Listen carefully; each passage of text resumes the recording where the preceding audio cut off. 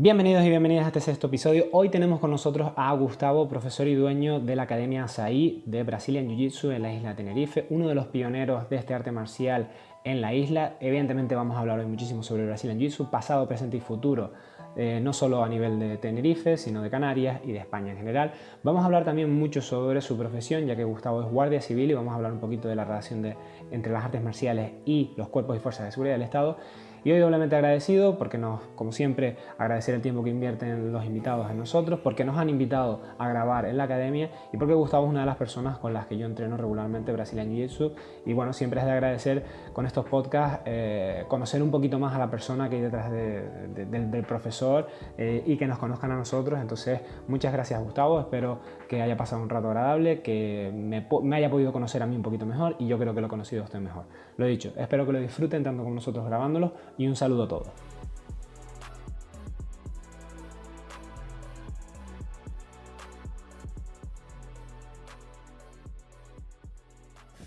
Buenas tardes, Gustavo. Gracias por recibirnos en tu academia. ¿Cómo estás? Buenas tardes. Gracias a ti por acordarte de mí y de lo que es pues, la Academia Açaí. Así que gracias a ti también y bienvenido. Después de mucho tiempo hemos vuelto otra vez, Sí. aunque sea con esta excusa, no solamente a la academia, sino a ponerme el kimono que llevo bastante tiempo sin ponérmelo, por desgracia, por las circunstancias actuales. La verdad que se hace raro estar aquí, no Sí. entrenar, usarlo de otra forma, pero bueno, Mucho, era un mucho, poco la mucho. idea de este podcast, seguir hablando de artes marciales, seguir hablando de deportes de contacto. Creo que era que todos lo echábamos un poquito de menos y no se puede practicar, pero lo podemos hablar y podemos seguir Sí, aprendiendo. eso nos queda por lo menos. Entonces hoy, creo que es evidente, estamos en la Academia Açaí o Acai, dependiendo si lo podemos castellanizar o hacer portugués, y estamos con Gustavo. Gustavo es el primer faixa preta que tuvo la isla de Tenerife, es director técnico y el dueño de esta academia, que estamos en la Cuesta. Y bueno, siempre al principio, gracias por invitarnos y gracias por estar hoy con nosotros. Un Gustavo, placer. que siempre una hora o dos sacar de tu tiempo, compaginar familia, trabajo, es malabares, así que es de agradecer. Gracias. Y siempre al principio, comenzamos todos los podcasts de la misma manera, Gustavo. Lo que me gusta al principio es conocer un poco la historia tuya propia. Ya no solo por curiosidad, que también un poco, sino porque nos ayuda un poco a empatizar contigo, nos ayuda a conocerte un poquito más a través de tu historia. Entonces, pues Gustavo, ¿cómo comenzaste tú las artes marciales y cómo has llegado a ser el dueño de una academia? Bueno, pues esta última pregunta nunca estuvo dentro de mis aspiraciones personales ni marciales, pero bueno, son cosas que suceden, las cosas vienen a veces van rodando y llegas a ese punto. Y bueno, empecemos por el inicio. Pues bueno, como comentamos antes off the record, pues empecé con las artes marciales un friki con 14 o 15 años. Pero bueno, con el jiu-jitsu japonés, pues vine a llegar a él cuando ya tuve una cierta estabilidad laboral, más que nada por radicarme en un sitio concreto. Volví a esa inquietud de la adolescencia, y lo que consideré más apropiado, tanto como para mi desarrollo, digamos, marcial, o por lo menos poder desarrollar esa inquietud, como para mi función laboral, pues lo encontré en el jiu-jitsu japonés, y empecé con el jiu-jitsu japonés. Y ahí llegué pues hasta cinturón verde, si no recuerdo mal. Durante esa práctica, pues sigues picoteando aquí, alguna revista, algún VHS de la época que caía en nuestras manos, y fue así como pues llegó a mí también pues, conocimiento de lo que era el jiu-jitsu brasileño, y digo, ay, esto me gusta. Bueno, pues yo seguía haciendo mi jiu-jitsu japonés, me encantaba la lucha en el suelo, de hecho quedábamos antes de las clases y hacíamos unas rodaditas y demás, ¿no? Y bueno, también hice aprovechando ese momento, pues también hice algún amigo pues me invitaba a sus clases de judo, y entonces pues trabajaba un poquito eso. Bueno, total, que estaba mucho en contacto con lo que era el jiu-jitsu brasileño, lo que era la lucha al suelo, el grappling. Y bueno, hasta que pues se dio la posibilidad de entrenar jiu-jitsu en Tenerife, ¿no? Jiu-jitsu brasileño. Pues estábamos, como siempre, por las redes buscando, y encontré, bueno, me puse en contacto con Juan Quisosa, que director de la Tasa Academia de Las Palmas, que era pues en aquel momento en Canarias pues era la única, creo, academia que había, y bueno, y en España era, pues, y sigue siendo una de las punteras, ¿vale? Entonces pues de hecho llegué a ir a un seminario de Ricardo de la Riva sin haber todavía empezado a vivir su brasileño. Había el seminario, tuve la oportunidad y fui. Bueno, pero con el tiempo me puso en contacto con Salvador Cárdenas, que era un alumno de él, que era de Tenerife y había vuelto a Tenerife y empezó a dar clases y así empecé con él y un grupo muy reducido de auténticos frikis del momento. Y la verdad que desde el primer momento me quedé enganchado, ¿no? Eran horas y horas entrenando y cada vez que tengo un huequito pues tenemos facilidad para entrenar en el tatami y la aprovechamos, ¿no? Hasta que al poco tiempo pues Salvador dejó de dar clases, digo que, bueno, que tomaba otros derroteros su vida y que el jiu-jitsu pues quedaba un poquito aparte. Y él pues en ese momento lo que hizo fue pues proponernos a los dos, más él era cinturón morado, vamos, estamos hablando de los comienzos del jiu-jitsu, no había mucho, sí, por encima del morado no había más en Canarias, estaba Juanqui y los morados que tenían las palmas. Siempre los pioneros de un deporte al final son, que no tienen por qué ser siempre cinturones negros ya. No, y en el jiu-jitsu... El judo empezó aquí con militares que eran azules, verdes en judo, que no les quedaba otro remedio que dar ellos la clase. Aquí con el jiu-jitsu ha pasado lo mismo, aquí y en todo el mundo el jiu-jitsu ha sido así un poquito de esa manera como ha crecido. Bueno, pues como te decía, Salvador nos habló pues tanto a mí como a Gede y el otro compañero que también era cinturón azul, que bueno, que él pues por motivo X pues dejaba de dar clases, dejaba el jiu-jitsu, pues que si queríamos continuar nosotros con el grupo, ¿no? Entonces, claro, te veías en la tesitura de que o asumías el reto o se acabó el jiu-jitsu. Y todavía me sigo preguntando por qué acepté el reto. Después de casi 20 años sigo pensando por qué acepté el reto. Y la verdad que pues ese fue el inicio, pues cogimos el grupo que Salvador dejó y bueno, pues con trabajo y con un poquito de dedicación, con muchísimos errores, pero bueno, aprendiendo más que nunca de esos errores, pues empezamos a dar las clases de ello y bueno, pues ahí estuvimos. Fuimos cambiando, tampoco quiero extender mucho con mucho detalle, por diferentes gimnasios dando clases y bueno, llegó un momento que yo ya necesitaba mi espacio propio, ¿sabes? Sentirme yo más cómodo en lo que, como yo entendía el jiu-jitsu, ¿va? Que bueno, y aprovecho pues quizás heredo un poquito esa marcialidad japonesa de la que me nutrí, de la que me alimenté en el jiu-jitsu japonés, también en el judo, cuando iba a judo, pues compartir era algo que me gustaba, ¿no? Digo, a mí esta parte no me gusta, y que quizás creo que es la parte que más se va perdiendo en el jiu-jitsu brasileño, esa separación que ha tenido desde que emigró de Japón, pues se ha quedado por el camino la parte marcial, ¿no? Y a mí sí es una parte que siempre me gusta reivindicar porque yo creo que nos aporta, no dejamos de ser un arte marcial, el arte para la guerra.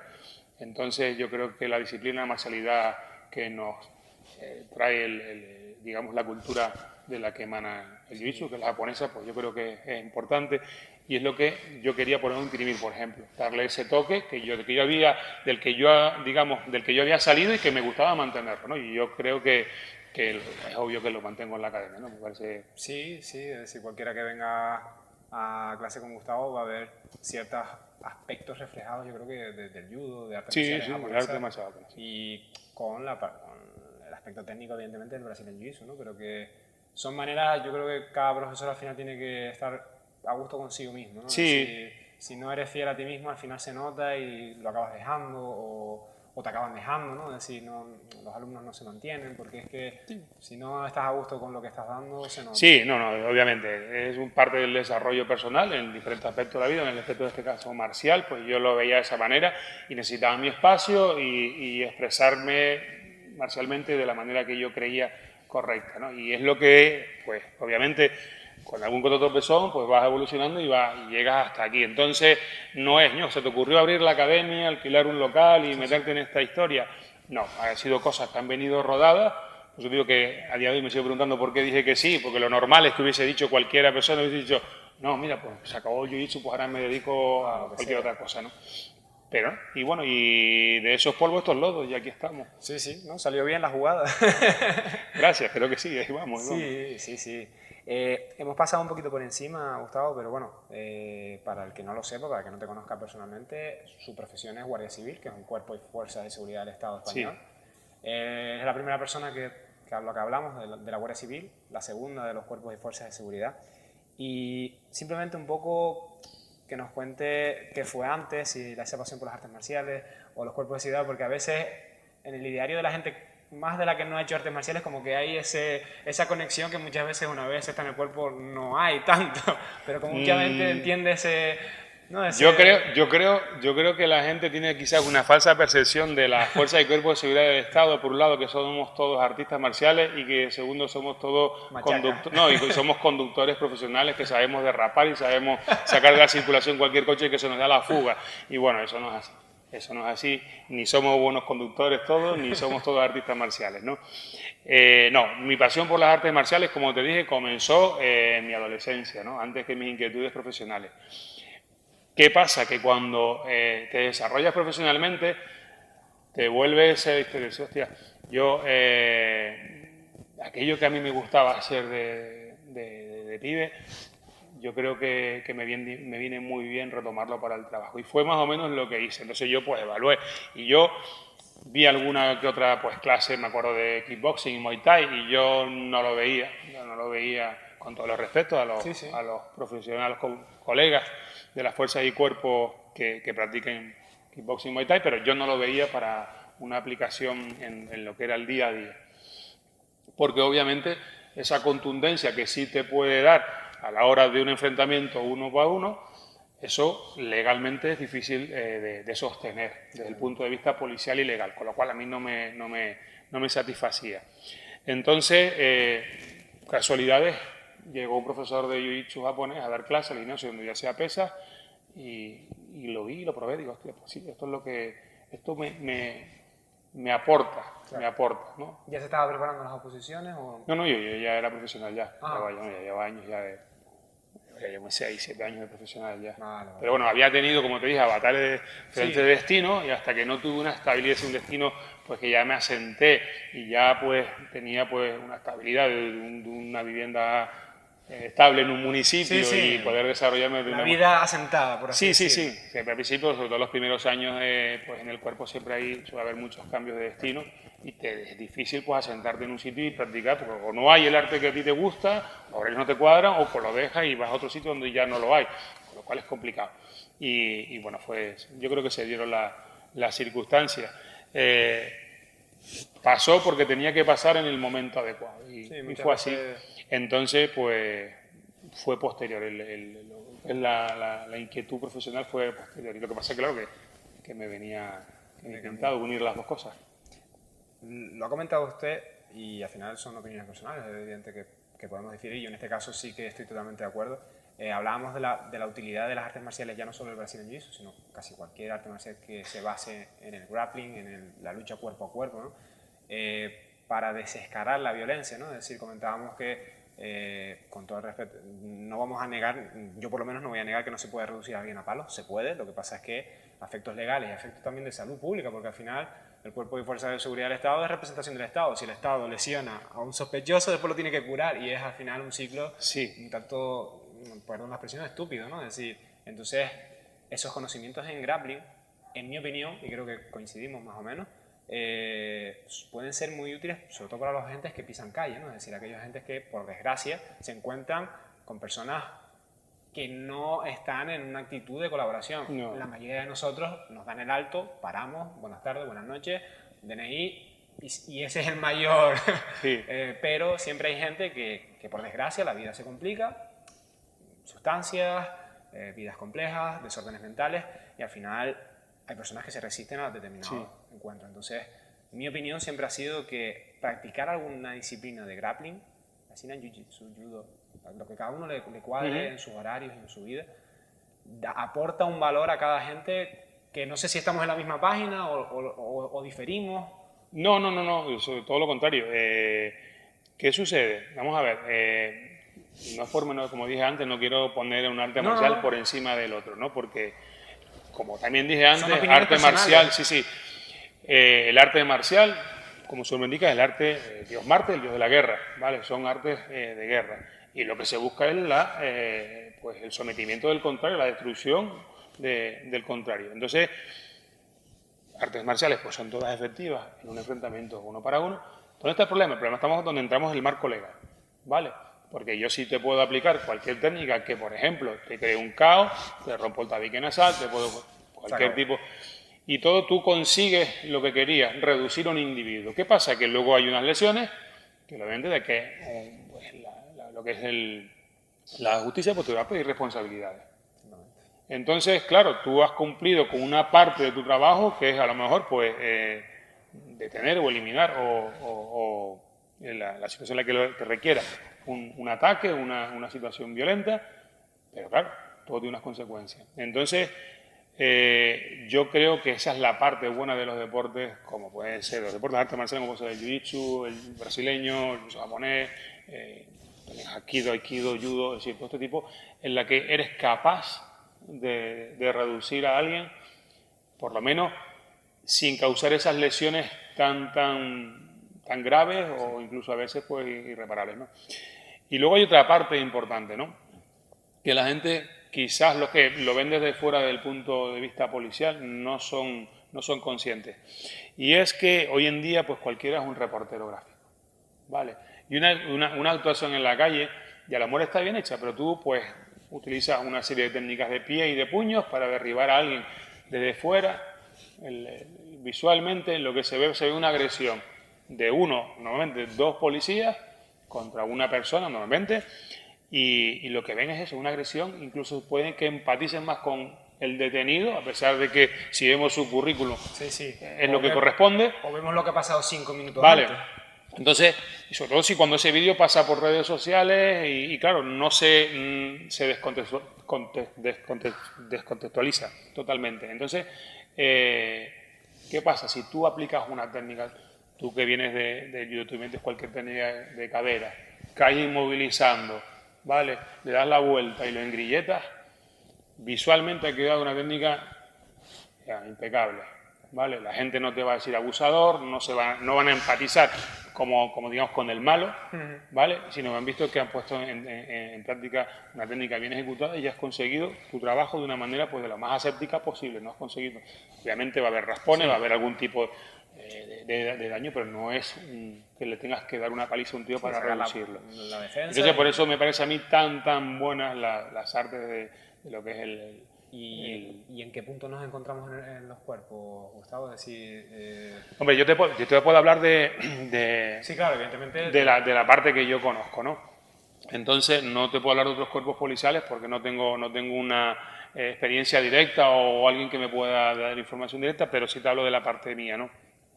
Se mira sobremanera el cuidado de esas posibles lesiones al detenido o no detenido, a la persona con la que estás interviniendo, siempre prima la seguridad de esa persona. Es decir, por ejemplo, pues no hay golpe, tenemos prohibido golpear en la cara, ¿vale? En la cabeza, no puede haber ningún golpe ahí.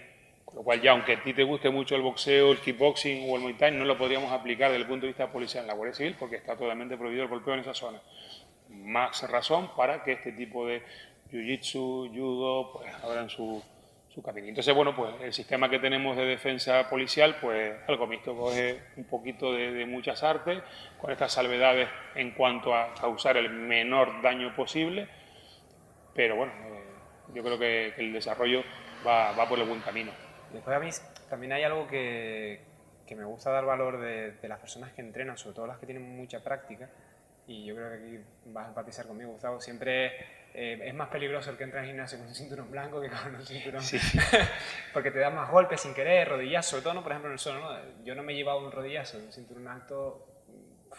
Es difícil. Es difícil, ¿no? Y, por ejemplo, Gustavo es una persona de envergadura, es alto, tiene una potencia física que a lo mejor, si no tuviera la psicomotricidad innata de tantos años de entrenar, le cae encima mal a un sospechoso. Y lo mismo con la envergadura que usted tiene. Sí. Y yo fíjate, cierto es que, bueno, como ya... Yo he entrenado con usted y es una persona súper amable en el sentido de no imponerse físicamente, porque tiene un dominio del cuerpo que le permite, aunque entrene con una persona más ligera, no hacer daño. Sí, tienes la capacidad de adaptarte al nivel y a la exigencia. Yo creo que es un valor impresionante porque, a ver, cuando una persona con mucha envergadura puede hacer mucho daño incluso sin querer. Es decir, ya meramente por plantar una rodilla o caer o presionar puede hacer mucho daño. Sí, esa parte es cierto, y sobre cuando tienes técnica pues te permite adaptarte hacia abajo en cuanto a intensidad y a fuerza, ¿no? Pero hay veces y yo lo he dicho a veces, muchas veces lo he dicho en clase, pero bueno, es aplicable a cualquier situación en la calle, ya sea a nivel policial o a nivel de aplicación de defensa personal en la calle, ¿no? Sobre todo hoy en día, que nos nutrimos mucho de YouTube y demás, y claro, no siempre lo que vemos en redes sociales técnicamente es correcto, ¿vale? Entonces, ¿qué sucede? Que hay muchas veces que no es que solamente el peso de una persona corpulenta con mucha potencia pueda herir o lesionar, es lo que es en el también una clase. Muchas veces, pues cuando no sabemos, hacemos movimientos contra natura, podríamos decir, que no te lo esperas, y son muchas veces esos movimientos inesperados los que causan la lesión. No solamente la fuerza, sino movimientos que te aplican en articulaciones que no te lo esperas. Totalmente. Y hablo por propia experiencia. Sí, pero ¿sabes? También ese valor de que la gente que entrena, sobre todo, ¿no?, deportes tan complejos como este, tiene un conocimiento de su cuerpo que en el caso de policías y guardias civiles y distintos cuerpos de seguridad es necesario, porque es que engrilletar a alguien, por ejemplo...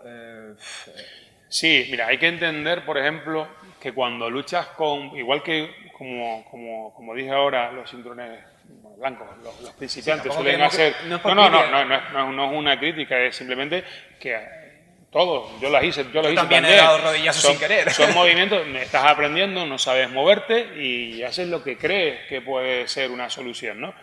¿Qué pasa? Que eso lo estás haciendo con luchas con gente que sabe luchar. Pero un enfrentamiento en la calle está luchando con gente que normalmente no sabe luchar y que se van a resistir. Porque si tú en un momento dado, tú llegas luchando, ya sea en judo, ya sea en jiu-jitsu, llegas a una mala posición que tú te sientes, aquí, pues ya tengo una lesión aquí, por ejemplo, de cuello, oye, mira, se acabó. No quiero seguir, me voy a lesionar, ¿no? Y tú tienes, eso en la calle no te vale, la gente se te va a retrancar, te va a resistir. Entonces a lo mejor, pues, lo que sería un udegarami, una kimura, que tú lo harías aquí en clase, pues, si falta de técnica en la calle, con estrés, ya digo, situación tanto policial como en defensa personal civil, te vas a ver que vas a tirar el brazo pensando que es de una manera, tiras contra tu fuerza y le lesionas el hombro a una persona, ¿vale? De la forma más sencilla, simplemente porque tiras de fuerza sin técnica y lo haces de una manera pues, desproporcionada, porque encima el que está ahí no suelta el brazo, ¿no? Entonces sí es verdad que todo ese tipo de cosas, todas esas lesiones se podrían evitar con más formación. Sí, yo por lo menos hablo de personalmente lo que conozco, profesional, pues ya unos años, sobre unos 10 años más o menos ya de formación continua todos los años. Bueno, puede ser mejorable, siempre todo es mejorable, pero por lo menos ya hay una senda marcada y bueno, como dije, se busca sobre todo minimizar los daños en la persona en la que se va a trabajar. Y esto sí que tampoco, no estoy seguro, la verdad. En España, a la Guardia Civil en este caso, porque es lo que podemos hablar hoy, se les da algún tipo de reciclaje continuo, ¿no? Porque al final... Sí, eso es lo que te estoy diciendo. Los últimos, digamos que el programa este de defensa personal se implantó ahora unos 10 años y tiene anual, es decir, anual, todos los años hay un plan con, pues, refresco de técnicas de etapas anteriores y trabajo nuevo. Esa yo creo que es la clave, ¿no? Es decir, la de entrenar. Todo. Porque yo puedo ir a, vamos a irnos a otro ejemplo, yo qué sé, yo puedo escribir o pintar una vez al año. Sí, es como todo. Mi cuadro no va a ser el mismo que el que está todos los días pintando. Eso es obvio. Vamos a ver, sí, siempre, bueno, pues la formación continua es importante. Bueno, ya te digo, todo es mejorable, pero es como todo, cualquier aspecto de la vida. Es decir, ya sea artes marciales, ya sea defensa personal, ya sea bricolaje, ya sea inglés, cualquier cosa que tú quieras trabajar y quieras perfeccionar, tienes que mantener un contacto continuo con esto, ¿no? Si no, se pierde. No, pero está bien que por lo menos el Estado hoy provea, quizás no las herramientas mejores, pero empiece a... Sí, ya te digo, a mí personalmente, como artista marcial, yo veo el sistema que tenemos a nivel profesional y me parece un buen sistema dentro de lo que es la limitación legal en la que lógicamente te tienes que mover en un Estado de Derecho. ¿Vale? Entonces me parece que es un sistema correcto que tiene, a decir, volviendo al tema este, se puede decir, lo genial sería que yo tuviese formación 5 horas a la semana. Claro. Eso es inviable por múltiples razones, pero por lo menos está... Pero todo se llega, es decir, hace 20 años era impensable una formación y después se va ganando. Claro, todos hemos evolucionado como sociedad, entonces pues son cosas que hoy en día ya, como le dije al principio, puede parecer que todo el mundo piense que tenemos unos conocimientos al volante y con las artes marciales de profesionales. No es cinturón negro de un arte marcial No, en la Guardia Civil. no. Pero sí es verdad que te dan por lo menos las nociones básicas para intentar solventar No, pero es interesante las situaciones que te puedas encontrar en el día a día, que como dije antes pueden ser múltiples, de violencia de género a desequilibrados mentales, y puede haber que a veces ni siquiera es consumo de estupefacientes. Exacto, consumo de estupefacientes, desórdenes mentales, que allí fuera hay de todo, ¿no? Es decir, somos mucha población, y cuanta más población, pues más probabilidades hay de que, oye, salgan las cosas mal, ¿no? Es completamente normal. Y pasa como con el judo, yo te doy un ejemplo del judo por tu trayectoria, o como cualquier combate de jiu-jitsu, no hay ninguno igual. No. No hay ninguna actuación igual. No, para nada. Pues muchas gracias, Gustavo. Sé que son temas complejos, son temas pero bueno, que siempre me gusta. El podcast evidentemente es artes marciales, pero también de la vida de la persona, y hay veces que también dar valor a todos los trabajos, ¿no? Es decir, hemos tenido en el podcast la suerte de tener psicólogos, hasta un doctor en física hemos hablado, y al final, oye, es que empezar a valorar a todo el mundo, ¿no? Y ya la gente que a lo mejor te pone cara a ti y dice, mira, qué guardia civil más majo. y yo creo que nos falta muchas veces con eso, con las profesiones también, empatizar y entender que detrás de un uniforme en este caso, o de una bata de médico, pues siempre hay una persona, ¿no? Sí, cierto, eso, y muchas veces se obvia. Se obvia, y yo creo que no, que hay que entender que todo el mundo es humano, y que todos nos equivocamos y todos acertamos a veces. Entonces, pasando un poquito de temas tan controvertidos o más difíciles de hablar, me gustaría hablar, yo creo que con usted era una de las personas en una pregunta clave, y era cómo, volvemos siempre a opinión personal, al final esto es un podcast basado en la experiencia que usted tiene, tanto fuera como dentro de un tatami. La evolución que ha visto usted dentro del Brazilian Jiu-Jitsu, tanto en Canarias como en España, ya que yo creo que tiene una perspectiva muy buena, porque prácticamente que ha crecido con esa evolución, no es como a lo mejor karate o judo, que tendríamos que hablar con personas ya difuntas, ¿no? En muchos casos.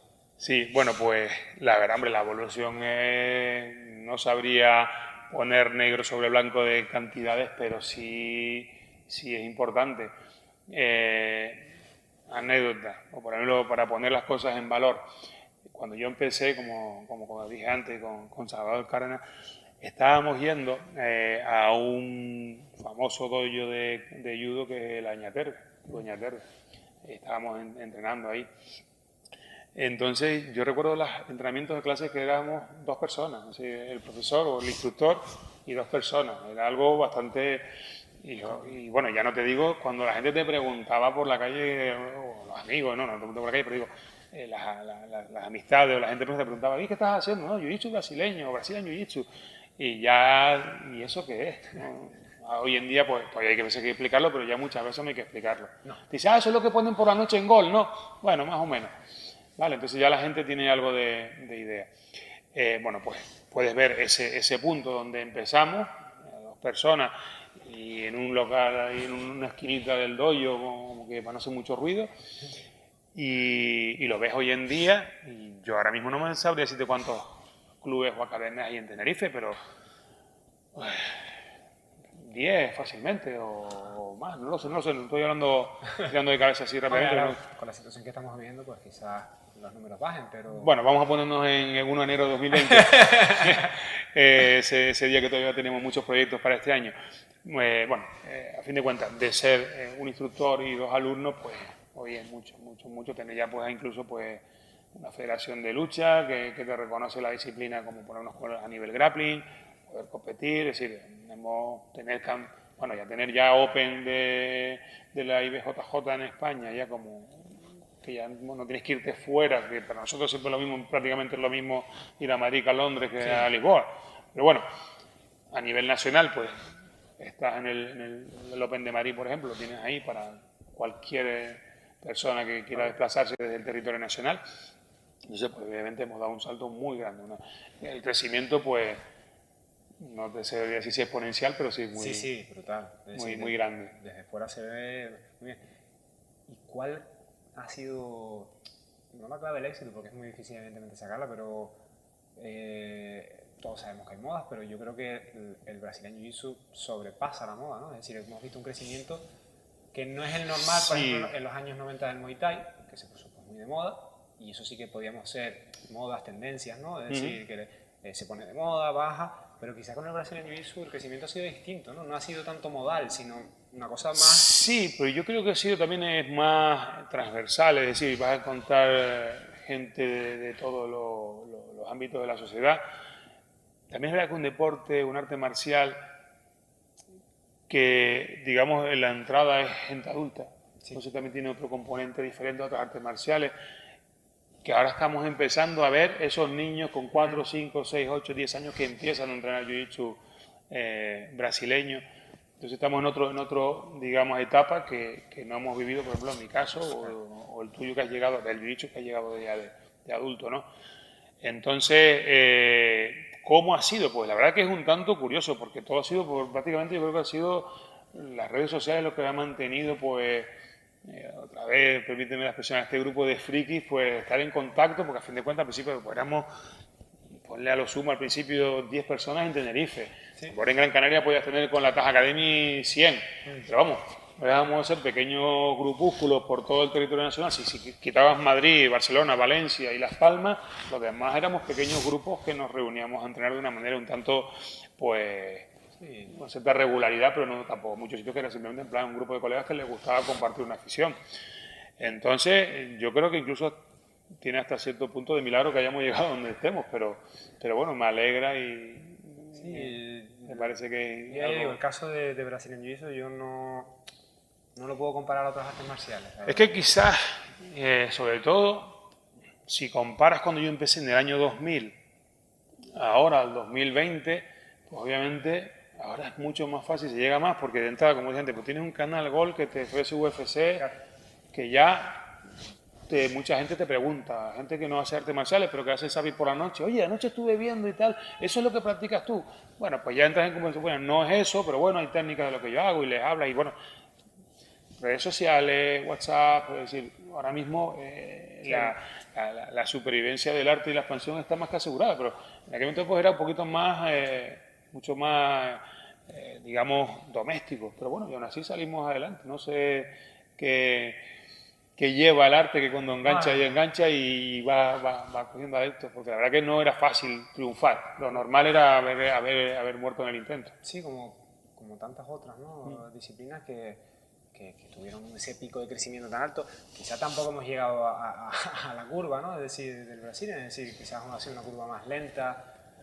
Porque yo digo, pues yo tengo recuerdo, pues Taekwondo, por ejemplo, Muay Thai, que fueron unos picos de popularidad tremendos y después unas bajadas también muy grandes, ¿no? Es decir, sí, quizás esta se ha mantenido más, sí, ha sido más en el tiempo. Sí, no lo sé, la verdad que no sabría por qué sí, la comparativa entre un sitio u otro, entre un deporte y otro. Estaba pensando yo ahora también un poco que tampoco puedes extrapolar la situación española, por ejemplo, a la de Estados Unidos. No. Porque claro, Estados Unidos fueron de entrada los Gracie y luego pues han ido muchísimos cinturones no solamente cinturones negros anónimos, sino campeones mundiales a establecerse en Estados Unidos, con lo cual aquí es más complicado, porque aquí han venido muy pocos cinturones negros de fuera, con lo cual ha sido algo más autóctono, más nacional. Y a nivel técnico, Gustavo, es evidente que el referente, creo que hoy en día a lo mejor discrepamos, pero el referente hoy en día, 2020, para mí, un poco desde fuera como observador externo, es Estados Unidos, más que incluso Brasil. Quizás discrepamos aquí, pero estaría guay bien. No, para nada, todo lo contrario, es decir, los primeros mundiales, que creo que andan por años 90 y poco, 94, 95, algo así, fueron en Brasil, los Panamericanos fueron en Brasil, pero en los últimos años se trasladaron a California y de ahí dudo que se vuelvan a mover. ¿Por qué? Pues porque a fin de cuentas pues, Estados Unidos es un país que es atrayente en todos los sentidos, la parte económica, entonces pues claro, cuando alguien emigra, es decir, difícilmente a lo mejor pueden plantearse todos los cinturones negros que hay en Brasil vivir del jiu-jitsu. Sí. Puede ser mucho la opción de muchos, pero eso, si me voy fuera, tengo la posibilidad de vivir de esto. ¿Dónde te vas a ir? A Estados Unidos. Estados Unidos. Entonces, y de hecho, ¿de dónde es el primer no brasileño campeón mundial? Y últimamente, pues cada vez más los tops suelen ser Sí, está claro que la estadounidenses. economía y el deporte Todo- también van de la mano. Culturalmente también tienen otra mentalidad en cuanto al deporte en Estados Unidos. Podríamos hablar largo y tendido en tanto lo económico como lo cultural, ¿no? Sí, sí, sí. Entonces, teniendo como referencia, por así decirlo, los primeros, los americanos, como en muchas olimpiadas también, es decir, ya veremos claro, en otros deportes, por estabilidad económica, etcétera, etcétera. España, ¿dónde nos encontramos? Así, como opinión personal o... Uf. Vamos a ver, dentro de lo que es el Jiu-Jitsu, yo creo Es que decir, a la mitad, al final de la tabla. a nivel mundial estamos a mitad de tabla. A mitad de A tabla. mitad de tabla. Pero yo diría, por lo menos lo que veo en Brasil, quizás por escasez, pero no por calidad, porque la verdad que va creciendo, ¿no? Es decir, Sí, sí, pero vamos, siempre, vamos a ver, siempre va creciendo. Yo te voy a poner un ejemplo fácil, que sobre todo a los canarios no es fácil de ver. O al menos creo eso. Tienes Gran Canaria y tienes Tenerife. El Jiu-Jitsu empezó antes allí, no sé, calculo 4 o 5 años antes. Eso se nota. Sí, se nota y siempre vamos a ir arriba, pero hay más clubes y más disciplinas. Cada vez vas llegando más al nivel de Gran Canaria en cuanto a clubes y en cuanto a resultados deportivos, pero ese tramo en el tiempo que te llevan siempre te va a pasar una factura. Bueno, pues yo creo que aquí a Estados Unidos le pasa lo mismo que, bueno, ya no solamente es que ya esté casi a un nivel, digamos, vamos a poner todavía un escalón por debajo de lo que es la potencia que es Brasil, pero está por encima de todo el resto del mundo. Puedes tener algún campeón mundial por algún de otro país fuera de Estados Unidos, pero no es lo normal. Entonces, ¿cuántos campeones mundiales tiene España?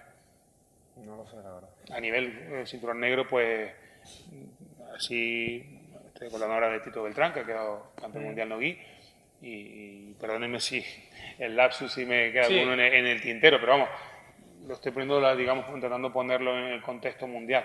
Estamos todavía muy lejos del top y es complicado. Complicado porque ya hemos llegado a niveles de profesionalidad en Estados Unidos Muy alto. que obviamente contra eso no puedes luchar. Si tú por la mañana tienes que trabajar en tu trabajo de 9 a 6 de la tarde, pues podrás entrenar lo que te queda, ¿no? Y hay gente que se dedica, obviamente, pues Sí, a su entrenar trabajo es entrenar. Entonces entrenar exclusivamente. es complicado llegar a esos niveles. Claro. Es complicado llegar a esos niveles. Y Gustavo, con el éxito en números, llega siempre en muchas artes marciales una disyuntiva. No sé, he leído artículos, creo que se ha parado la iniciativa, creo que nunca ha terminado de cuajar, pero es evidente que cuanto más crezca el Brazilian Jiu-Jitsu, llegará a la mesa el tema de las Olimpiadas, como ha pasado con Taekwondo, como ha pasado con Judo hace mucho más tiempo, y como se empezó a tratar con Karate, que vemos que este año, con las Olimpiadas están Sí. pospuestas, pero bueno, iba a ser el debut en Karate en Tokio. Por desgracia, pues bueno, se ha aplazado, pero seguirá siendo el debut del karate, ¿no? Y vemos como esa tendencia de artes marciales que son mundialmente conocidas, y el Brazilian tardará más o menos, pero va por ese camino de convertirse en el siguiente taekwondo, karate o judo. ¿Tu opinión personal, Gustavo, al respecto? Mira, yo no pierdo el sueño por el olimpismo, ¿vale? Del jiu-jitsu me refiero. Sí, sí, sí, Del estamos jiu-jitsu hablando brasileño. de esa transición. Vale. Yo creo que si había una oportunidad era en Río de haberlo puesto como por lo menos como deporte de demostración, que se ha hecho otras veces con otras disciplinas. Creo que hubiese sido lo correcto, o por lo menos si los que están impulsando ese olimpismo, yo creo que será el momento de haber metido un poquito de base, ¿no? Por lo menos hasta conocer. Ahora bien, sin haber entrado mucho en profundidad en el tema, pero habiendo leído algo, sé que para ser un deporte olímpico necesitas una cierta implantación a nivel mundial en cuanto a todos los continentes. Es complicado. Entonces, cierto es que pues, en Estados Unidos es un deporte que ahora mismo está arrasando, en Europa pues también, pero ya si sales de ese primer mundo, Ya. tienes luego pues país, puede ser Japón, puede ser incluso China, países que te pueden tener, Australia, Brasil obviamente, pero la implantación en cuanto del deporte, no solamente en número total, sino también por sexo, masculino y femenino, creo que no cumple los requisitos del jiu-jitsu brasileño hasta donde leí no hace mucho, ¿vale? Pero no, creo que por ejemplo en África pues no tienes esa implantación que necesitas para que el deporte sea... Sí, hay un tema burocrático que es que tiene que haber solo una federación internacional. Hay detalles y que ahí- también que no controlo. Pero vamos, sé que no, creo que no cumplía todos los requisitos, Sí. hace un par de años que leí el artículo. ¿Pero a usted le gustaría? ¿O o No le lo da sé, igual? es decir, vamos a ver, sí y no, sí y no. Sí me gustaría, porque obviamente, pues ya solamente la posibilidad de participar en unos Juegos Olímpicos, pues creo que es una experiencia que a cualquier artista marcial o cualquier deporte en general le gustaría participar, ¿no? Y vivir esa experiencia que creo que sería, vamos, obviamente inolvidable y bastante positiva. Ahora bien, si eso conlleva, ser olímpico conlleva la pérdida o un lastre a lo que es el arte en sí, pues sí que no estaría de acuerdo. Si depende en que, por eso digo que sí parece algo positivo de entrada, pero sobre todo, y es algo que yo he oído bastante a muchos judokas quejarse, ¿no? Que quizás eso también ha penalizado la evolución del judo. Entonces, me queda esa incertidumbre de Sí, sí, es una pregunta súper compleja, porque entonces, es como que aquí no le amarga un dulce, pues sí, pero bueno, tiene azúcar, eso no es bueno ni para los dientes ni para la dieta, ¿no? Entonces dices, bueno, pues es un caramelo, una olimpiada es un caramelo, pero no sé las condiciones yo tampoco soy ningún experto, pero creo que una de las más importantes es una sola federación internacional, que haya paridad, que haya bastante paridad en los cargos políticos dentro de esa organización. Cosa que, por ejemplo, la Federación de Lucha estuvo un año a punto de perderlo porque no había ni una mujer en todo el comité internacional, lo cual es un poco exagerado, pero es que era así. Y el COI le echó bastante la bronca, hablando claro. Entonces, claro, aquí hay, en Brasil en Jiu-Jitsu hay una cosa que es la desfragmentación, que veo yo por lo menos de fuera, desfragmentación absoluta de federaciones. Está la IBJJ, si lo he dicho bien, pero que vamos, que después hay una variedad bastante amplia, ¿no? Y creo que también eso, para mí, es algo positivo, porque si no te gustan estas normas, tienes estas otras. Y eso, por ejemplo, en judo no lo tenemos. Sí, bueno, Bueno, en judo ni en karate ni en tantísimas... yo creo que en todo caso el olimpismo estaría muy próximo a lo que sería el jiu-jitsu que representa la IBJJF. Claro. Quiero pensar, pero bueno, no sé qué tal es decir, si los caminos de la Federación Internacional confluyen con lo digamos, del espíritu olímpico, no lo sé, no sé ni si son sus aspiraciones. Pero bueno, en todo caso, podríamos considerar esa la principal federación. Bueno, no sé si cumpliría, pero bueno, Sí. no lo sé, no lo sé. La verdad que, si te soy sincero, Joshua, es un tema que No... no me produce ni frío ni calor. Sí, a ver, es por eso, ¿no? Por esa proyección se le ve a Jiu-Jitsu. Creo que eventualmente será un problema a tratar, pero lo mismo no llega nunca, ¿no? Es decir, pero bueno. Es que igual, mira, vamos a ver, tienes que ver, por ejemplo, si hacemos la comparativa con el karate, nos quedan muchos años todavía para Sí, sí, llegar sí. ahí, Exactamente. que no son los mismos tiempos, es decir, el karate, pues desde que se instauró, digamos, Claro, no en había redes España, por ejemplo, o desde sociales. que salió de Japón, no es lo mismo que el jiu-jitsu desde que salió de Brasil. Pues, ayer, como quien dice, en Sí. términos históricos. Entonces, no lo sé lo que tardará, pero me gustaría que si llega ese día, que ya te digo que lo veo esa parte positiva, que no tengamos ese lastre. Después hay algo que sí que me gusta del Brazilian, que yo he experimentado en carnes y que veo que aquí en la Academia Asaí se hace bastante, y es que es una disciplina que muchos de los practicantes predican el ejemplo de siempre estar aprendiendo, ¿no? Que aunque uno tenga un grado X en lo que sea, te sigues formando, sigues aprendiendo, te vas a otro sitio a hacer el nuevo otra vez, y es un trabajo que cuesta. Y yo veo que el Brazilian Jiu-Jitsu hay una comunidad de trotamundos, ¿no? Es decir, de gente que viaja pues, con la pareja o de amigos y se coge pues, una licra o una chaquetilla y si puede, visita, ¿no? Y yo, por ejemplo, lo he visto aquí, que ha venido gente, y me parece un valor que, hablando un poco de las Olimpiadas, al final es eso, ¿no? Es decir, las artes marciales se trata de unir a gente tan distinta, cultural, lingüística, económica, socialmente, y la pasión conjunta es el Brazilian Jiu-Jitsu. Entonces, me gustaría las experiencias un poco que ha tenido, ya no solo como dueño de un gimnasio, sino también como practicante que ha tenido que salir muchas veces fuera. Sí, mira, pues eso sí tengo a modo de curiosidad, tú lo sabes, pero bueno, los que nos ven no. en la entrada, en la recepción de la academia, pues tenemos un mapa mundi donde vamos marcando las visitas que tenemos, ¿no? Y la verdad, hombre, aquí ayuda mucho a ser una isla turística, Claro. pues ayuda mucho. Y la verdad que ahora mismo por las condiciones en las que estamos, no, pero es raro el mes que no me entra un mail o que no me entra un mensaje de alguien que viene de vacaciones o que va a venir de vacaciones y que quiere entrenar. Muchas veces queda en deseos porque el que no conoce la ubicación de la academia y la isla, pues estamos pues como a 100 kilómetros de la zona turística. Sí, no estamos en una No zona... no es una zona turística. Exacto. Entonces, pues obviamente la gente pues no tiene coche, se no van al hotel y no se van a mover de los alrededores del hotel. Muchos de los que se ponen en contacto conmigo no vienen a la academia, sí los derivo a academias del sur, pero algunos han venido y muchos vienen, es decir, siguen viniendo, sí, la verdad que yo ahora mismo no sabría, pero es raro el mes que no tengamos, yo te digo, correos, incluso gente que viene a entrenar, gente pues de Europa, prácticamente son pocos países de Europa los que no han venido por aquí. Y bueno, creo que es algo que lo que dice que es más, yo lo percibo también porque mis alumnos cuando viajan me preguntan, oye, voy a ir a Málaga, ¿dónde puedo entrenar? O bueno, tu caso mismo cuando fuiste a Londres, ¿no? ¿Dónde puedo entrenar? Entonces siempre te lo preguntan. Y es algo que, bueno, sobre todo tenemos la facilidad que a lo mejor el kimono, pues con esto sobre todo ahora que se viaja mucho en low cost, meter un kimono en un trolley es complicado, pero un pantalón corto y una licra cabe en cualquier equipaje, ¿no? Incluso entonces, muchas academias, muchos dojos tienen de alquiler, ¿no? Que lo puedes alquilar allí y la verdad que mola mucho. Sí.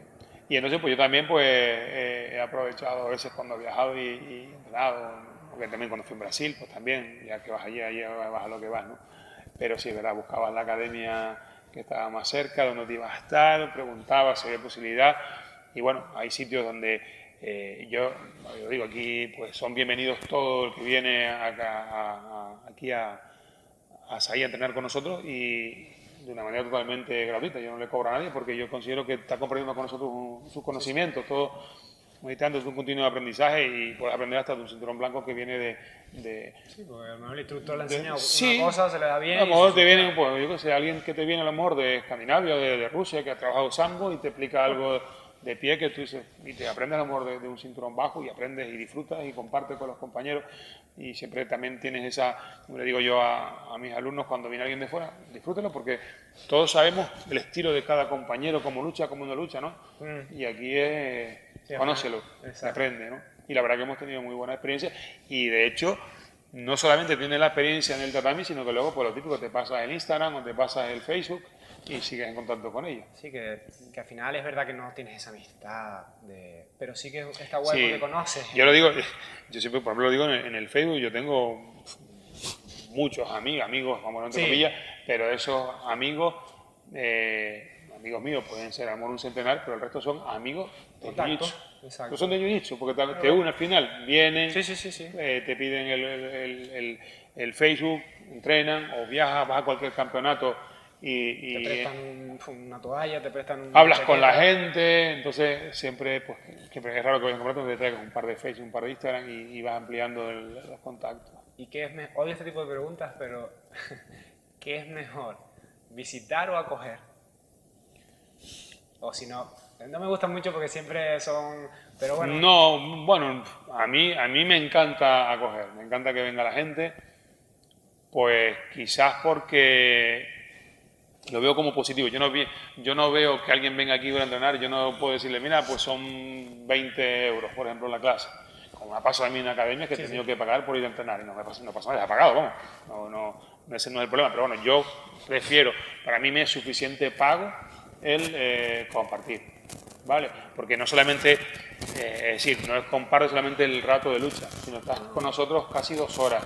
Entonces, si a veces cuadra que el chico pues habla español, porque no soy eso normal, estupendo, pero si habla un poquito que hable inglés, pues con los compañeros que hablen inglés, pues la conversación va un poquito más allá, ¿no? Habla de Jiu-Jitsu, ¿y de dónde vienes? Pues yo vengo de Finlandia, ¿y qué tal? ¿Y cómo entrenas allí? ¿Cómo es? Entonces te enriquece en todos los aspectos, en el aspecto marcial y en el aspecto personal. Entonces siempre me encanta que venga gente de fuera. Además, lo sabrás que cuando viene lo digo, hoy tenemos una visita de tal país o de tal vez más.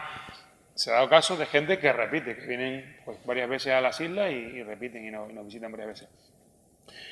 Y bueno, cuando he estado fuera me he sentido cómodo también, vamos, no me ha gustado, me siento cómodo en los dos aspectos. porque aprendo las dos maneras. Sí, sí.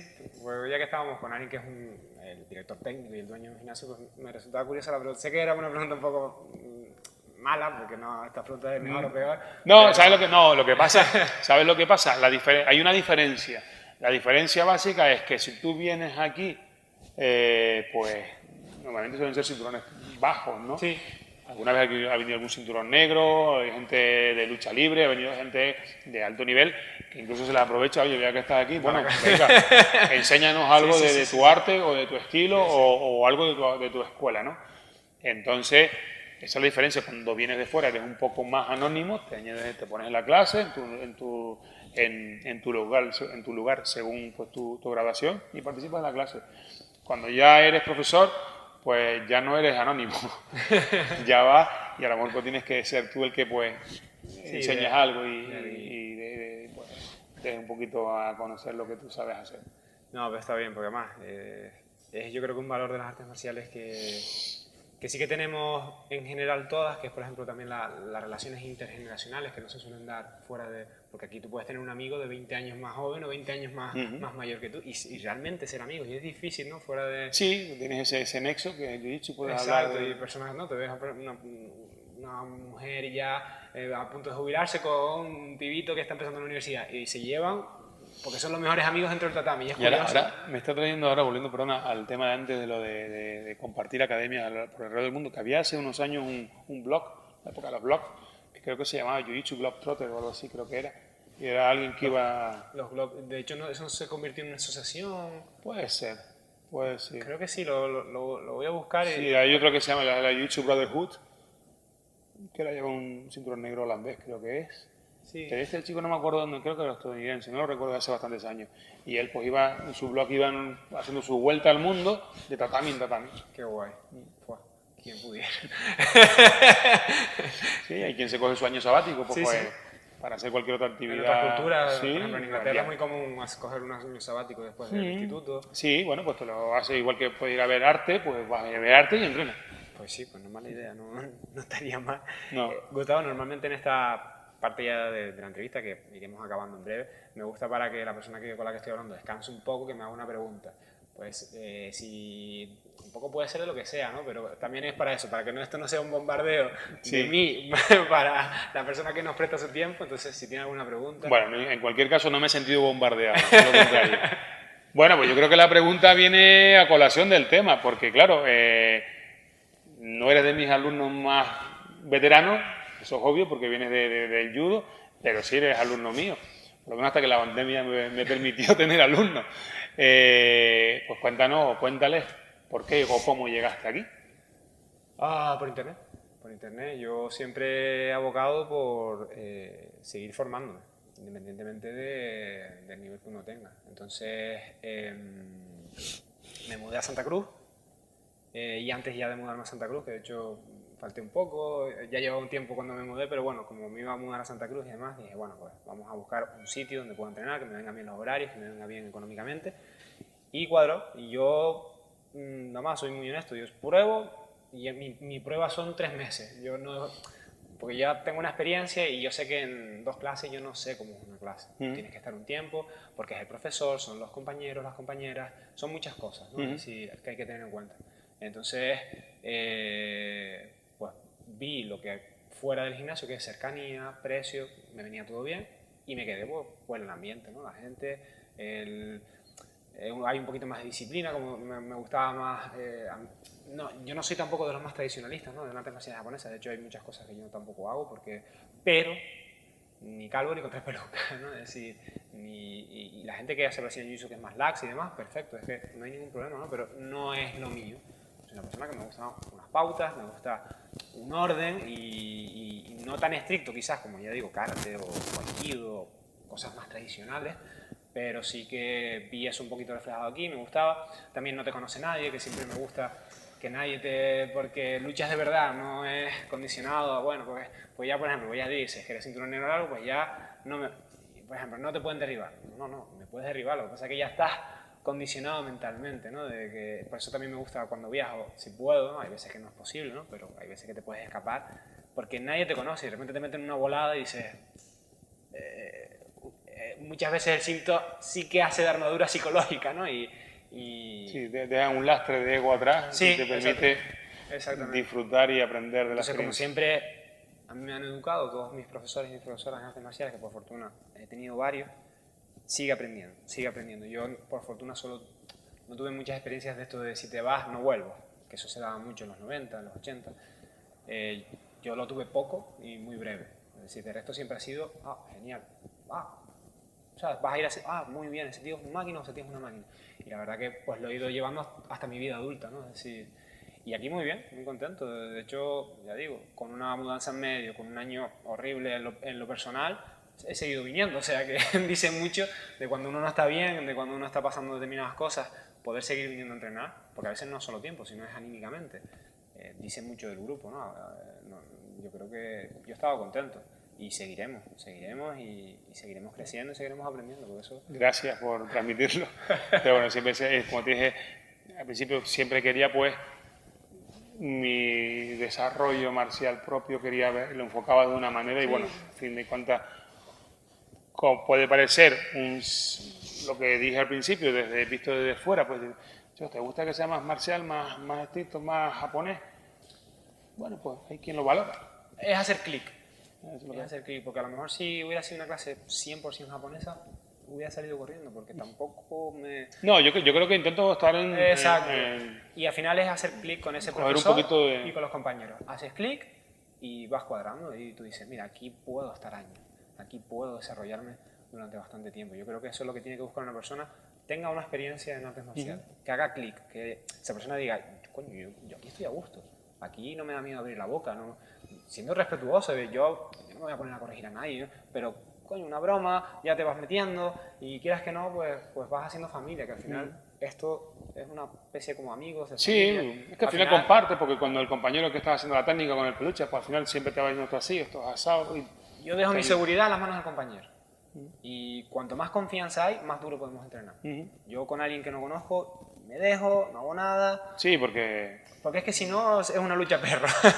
Sin embargo, cuanto más cinto, cuanto menos, si tú vas viendo y cada vez vas subiendo, pum, pum. Y es como un puzzle que vas creando con el compañero, cada vez más fuerte y al final parece de fuera una pelea de perros, pero cuando hay esa confianza, para nada. O sea, puedes entrenar súper duro con alguien que conoces de hace un tiempo y hay esa confianza. Sí, absoluto. Y eso cuesta generarlo, pero poco a poco. Es decir, siendo respetuoso, siendo simpático incluso. Yo siempre digo sonreír. Sí, cuando vas a un sitio, sonríe, trata a la gente de usted, que te corrigen.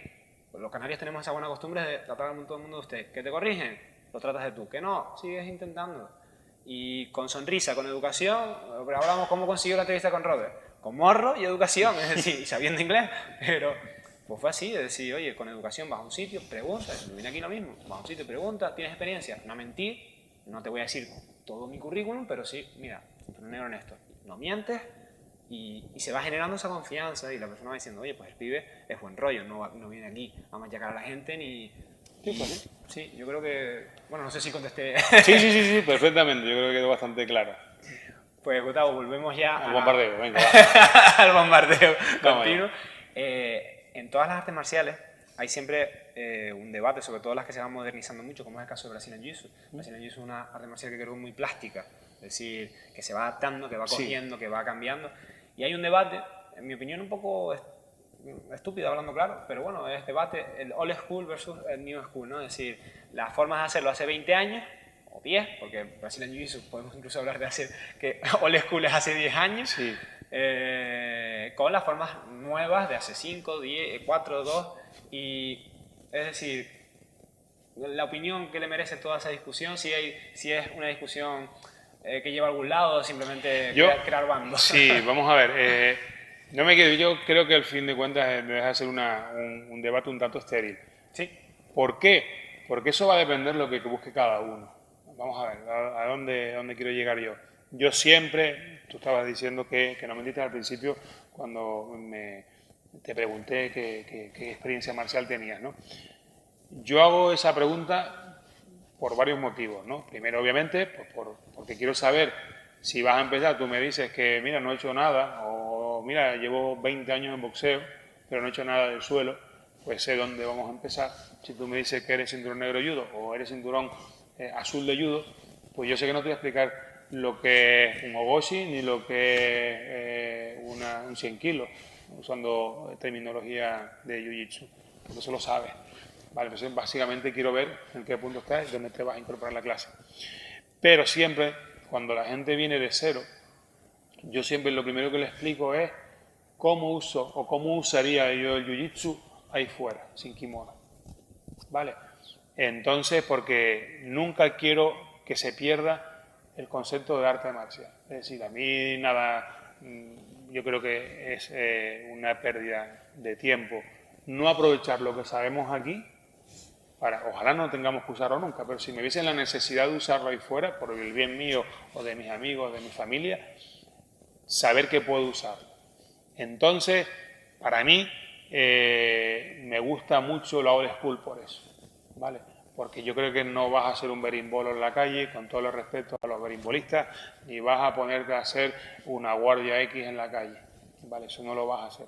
Vas a tener una guardia cerrada, vas a buscar raspado, vas a buscar triángulo, vas a buscar kimura, vas a buscar palanca, vas a buscar una espalda, un león, vas a buscar el ABC. Entonces yo para eso soy muy tradicionalista. Y yo creo que el mayor ejemplo es Roger Gracie. Yo creo que tú lo ves y ese es jiu-jitsu. Si nos vamos Es curioso que Roger Gracie tenga old school, porque tampoco es tan mayor. No. Pero bueno, quizás, digamos, quiere seguir representando el estilo de la familia. Exacto. Que como bien dijo Robert Drysdale en el otro podcast, pues el jiu-jitsu hasta los años 90 no había evolucionado, desde prácticamente de la época de Maeda, ¿no? Entonces, eso ha funcionado siempre. Entonces, yo por eso soy muy partidario de la old school, enfocada en la defensa personal. Ahora bien, que la gente quiera hacer berimbolos, que la gente quiera hacer cualquier tipo de movimiento que está ahora pues de moda, yo no los voy a ni los voy a dejar de enseñar ni los voy a penalizar porque lo hagan, pero siempre los pongo en contexto. Acuérdense, esto es para aquí, para la academia, esto me vale aquí, eso no me vale allí. Vale. Entonces, a mí me gusta estar, si es importante ver la evolución del arte y estar en contacto con la evolución del arte, porque si no te quedas atrás. Pero yo sí es verdad que me gusta, a lo mejor, para mi propio arsenal, hay cosas que no cojo, que desecho, cosas que sí me las meto en la mochila porque las veo para aquí, para mi clase, para mi entreno, pero también como artista marcial, para ir fuera, ya sea en el plano laboral, ya sea en el plano civil, pero cosas que me sean útiles.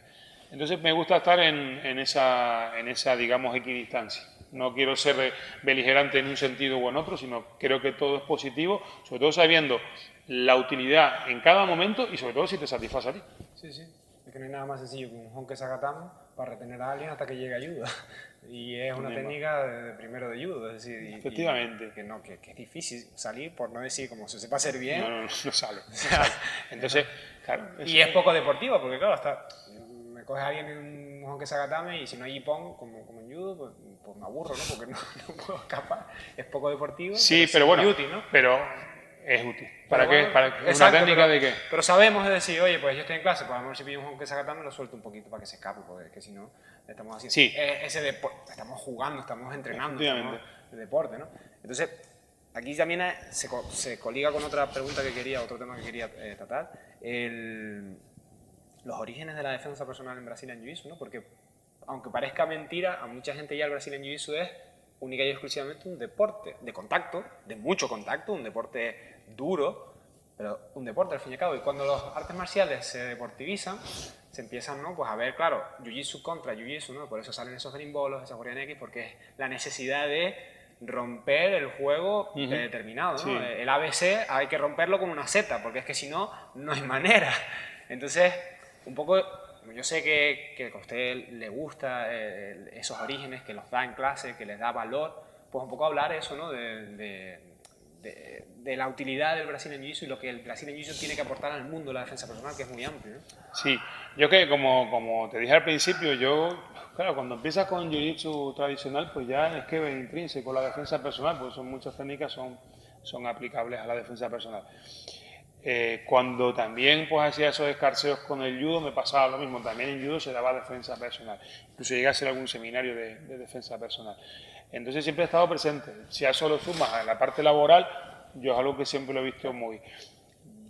Yo quizá mis primeros principios, primeros contactos con el jiu-jitsu y la defensa personal, pues yo creo que son esos instruccionales que andan por ahí rodando de Helio Gracie, dando técnicas de defensa personal. Y tengo en casa, creo que todavía, tengo un VHS, no tengo con qué reproducirlo, pero lo tengo en casa, de Robin Gracie, y tenía también técnicas de defensa personal. Ese era un instruccional, esto de cinturón negro, si no me falla la memoria. Entonces, pues yo lo vi desde el principio. Yo siempre, quizás era porque, pues, los Gracie llevaron el Jiu-Jitsu a Brasil y la verdad que lo vendieron de una manera, lo que es el marketing ha sido brutal. Y es lo que a mí me llegó en primera instancia en el año 2000. Lo primero que me llegaba era los Gracie, lo que me llegaba era el UFC, lo que me llegaba en esos instruccionales, lo que me llegaba esa defensa personal. Entonces yo, para mí ha sido algo que siempre lo he vivido como parte del arte, ¿no? Sí, sí, yo creo que tiene muchísimo que aportar el Brazilian Jiu-Jitsu y yo creo que como deporte también, es que siempre es súper complicado, ¿no? Es un tema de, el deporte ayuda a crecer, el arte ayuda a que se conozca, porque las competiciones, los deportistas de élite, y la defensa personal yo creo que da ese sabor, ¿no? Esa especie, ese sacarle una utilidad a algo que vas a invertir muchísimas horas, que ojalá no tengas que usar nunca, y lo más probable, viviendo en un país como España, es que no te da la necesidad. No tengas la necesidad. Pero darle ese valor, yo creo que mola un montón. Y ya por último, Gustavo, antes de despedirnos, los cintos en Brazilian Jiu-Jitsu, porque son muy distintos, es decir, tanto el sistema de grado como la forma, ¿no?, de adquirirlos, ¿no? Es decir, previamente pues es un sistema de colores, como en judo, con colores distintos, pero bueno. Y me gustaría preguntarle aspectos positivos y negativos que le puedas encontrar al sistema de grado, porque es muy distinto al del resto de disciplinas. Sí, ¿sabes lo que pasa?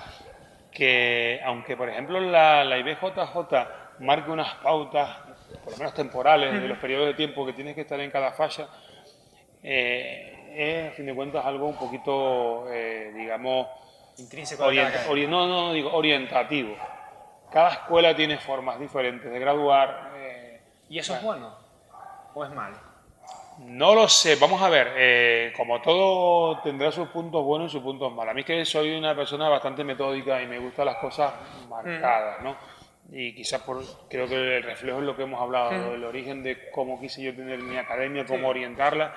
Sí, o sea, yo un Gokyo, por ejemplo. Y bueno, entonces, yo por ejemplo te puedo hablar y por lo menos tú la conoces, pero puedo explicar cómo graduamos en academias ahí. Sí, ¿vale? Hay un Gokyo, hay un Rosario. Efectivamente, hay pues academias que gradúan sin ningún tipo de examen, sin ningún tipo de tiempo, sino dependiendo si tiene algún éxito deportivo o cualquier otro criterio. O meritocracia, o venir, o lo que Efectivamente, sea. ¿no? Luego hay otras academias que tienen ya también marcados los periodos que tienes que estar. Y bueno, pues yo he hecho un poquito, digamos, tirando de lo que he visto en mi experiencia marcial. Un sistema muy, digamos, oriental en el sentido que hay un examen, hay una puesta en escena de ese examen, hay una, digamos, ya hay no hay unas técnicas específicas que hay que hacer, pero sí hay una determinada, es decir, vamos a ver, para hablar un poquito, ponerlo más claro, es decir, yo no le voy a decir a ningún alumno, tienes que hacerme este raspado o este pase de guardia, sino que voy a pedir, con un cinturón azul, tiene que hacer, por ejemplo, 4 pases de guardia, me da igual los que me haga, me hace 4. El cinturón morado tendrá que hacer 6, me da igual los que me haga, hazme 6. Entonces, yo lo veo de una manera de que la gente se responsabiliza, porque tenemos 2 fechas de graduaciones, diciembre y junio. La gente se responsabiliza, sabes que tienes que tener un cierto número mínimo de clases de asistencia para poder optar a la graduación. Y sabes que tienes un examen y que vas a tener que enfrentarte, pues digamos, a un tribunal que son todos tus compañeros. Porque a fin de cuentas, somos artistas marciales, sabemos, asimilamos técnicas, pero tenemos que tener la capacidad de enseñarlas. Quizás no tenemos por qué ser profesores o instructores, pero si en un momento dado te ves la necesidad de explicar, tener esa capacidad desarrollada. Y qué mejor manera que esa, ¿no? Entonces, a fin de cuentas le da también pues cierta, digamos, no solamente la marcialidad a la hora de hacer el examen, sino, digamos, un poquito más de sensación de que te lo has currado, ¿vale? Sí. Porque normalmente estás 2 meses, mes y medio preparándote cada uno. Hay gente que incluso sabe que se examina en 6 meses y ya empiezan ya con el examen a trabajarlo, ¿no? Pues algo que luego te sabe. Luego al final la gente, no, vamos a hablar, por ejemplo, un morado que tiene que hacer, como te dije, pues 6 técnicas de cada uno. Eso es mucho. ¿No? Te ponen a verlo y dices, pues si me las 6, me sienta más. Entonces, es una especie de ahora que ha estado tan en boga estos últimos años, una reválida.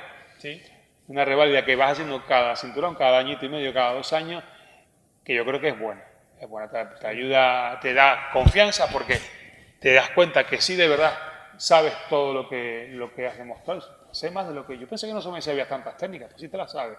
Las pones ahí, pues sí me las sé. Adquieres la capacidad de transmitirla, pierdes ese medio escénico de estar delante de 40 compañeros y decir, me están mirando todo, pues sí. Entonces yo creo que todo suma, porque a fin de cuentas pues es tu mochila marcial que vas llenando de experiencias y de cosas que siempre te van a ser útiles. Entonces ese es nuestro sistema. Hay otros sistemas, pues no son tan metódicos, un tanto más aleatorio, un tanto más subjetivo. Pero bueno, yo no voy a entrar en valorar si son mejores o peores, sé que no es uniforme. No, pero que yo creo que eso es lo positivo del Brazilian Jiu-Jitsu, la capacidad de que cada instructor haga lo que crea que es más conveniente para sus alumnos. Sí, incluso hay academias que no grados entre cinturones, va de cinturón en cinturón. Sí, antiguamente se daba el cinturón. Entonces, claro, pues nosotros estamos en ese punto, tenemos grados, tenemos los pases pues, con los exámenes y... Yo sinceramente creo que es un aspecto positivo en tanto en cuanto que cada instructor pueda hacer más o menos, evidentemente siempre tiene que responder al superior, por así decirlo. Sin embargo, por ejemplo, mi experiencia durante mis graduaciones fueron totalmente contrarias. Mi primer y único examen fue el de cinturón negro. Yo todas mis graduaciones fueron pues, por tiempo, andando, sí. Sin embargo, el negro sí, tenía ya el tiempo obviamente para ser negro, pero tuve que hacer un examen. Sí, sí, que al final yo creo que el instructor es también lo que ha vivido, ¿no? Es decir, coger lo que le gusta y quitar lo que no y añadir lo que le hubiera gustado a sí mismo, ¿no? Pero que el Brazilian Jiu-Jitsu lo permite, hay otras artes marciales que son más rígidas, que podrás estar más o menos de acuerdo, pero tienes que pasar por el lado. Es decir, que como instructor incluso, o como mentor, o incluso como maestro nacional, no quizás sea por lo que estamos hablando, la federación no es muy intrusiva en ese sentido. A lo mejor te da unas pautas, y obviamente te marca unas reglas a la hora de competir que tienes que asumir y acatar cuando vas a competir. También, sí. Pero, por ejemplo, en cuanto a graduaciones, te da pautas, no te da órdenes, digamos, no te establece unos periodos concretos que tienes que pasar. Yo creo que, sinceramente, eso es algo muy positivo, aunque pueda generar problemas. Porque no hay un sistema perfecto. ¿Sabes lo que sucede? Otra cosa también. Yo creo que lo has notado, que los cinturones en jiu-jitsu pesan. Sí. Entonces, cuando tú te vas a examinar, tú sabes que estás próximo, tú sabes, me tengo que poner las pilas, estoy fallando un día a la semana, pues no lo voy a fallar, estoy fallando 2, voy a fallar 1.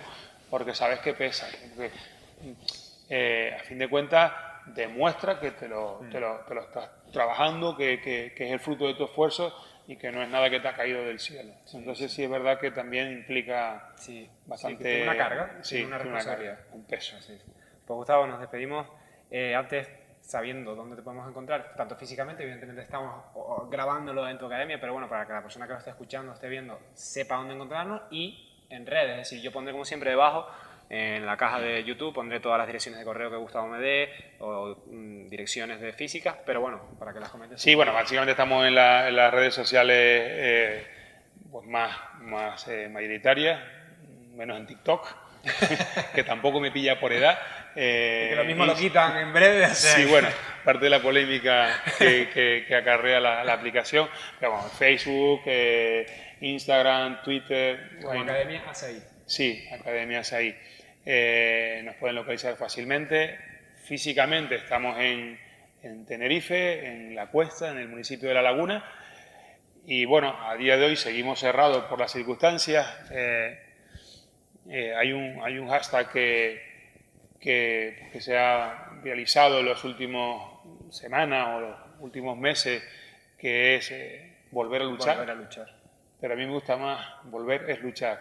Yo te quiero volver a luchar y estoy esperando por ese día, espero que ya falte poco. Y bueno, mientras tanto pues nos mantendremos activos a nivel online, pero sí es verdad que con ganas de volver. Obviamente todos invitados, ya lo publicitaremos cuando volvamos. Pues muchas gracias, Gustavo, por darnos este ratito para hablar. Sé que estaba bastante liado, temas personales y profesionales, así que te agradezco muchísimo que nos hayas dejado el tiempo. Como siempre, deja toda la información debajo de Gustavo para que los puedan encontrar en redes. Y Gustavo, le daría un abrazo. No podemos. En el futuro no se entenderá mucho, pero las circunstancias son las que son. No podemos, así que muchísimas gracias, Gustavo. Nada. Y nos veremos más tarde o más temprano. A ti por esta posibilidad, pues porque también es una ventana de Asaí al mundo. Y él no lo ha dicho, pero denle like y suscríbanse. Gracias, Gustavo. Os.